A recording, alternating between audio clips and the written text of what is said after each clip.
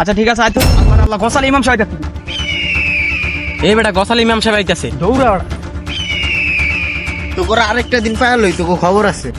কি রে, গোসাল ইমাম সাহেবের দিকে সবাই ডরাইতাছে না? সবাই ডরে দিকে তো আমার ডরান যাবো না।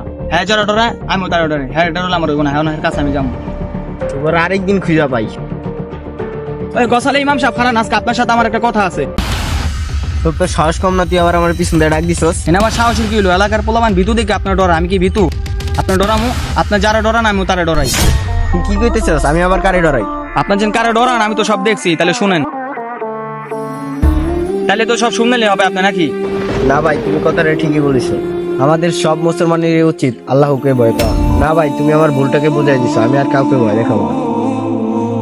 ঠিক আছে গোসাল ইমাম সাহেব না, আসসালামু আলাইকুম ইমাম সাহেব। তোমার বুকে রাখো আল্লাহরই ভয়, আসবে না কোনো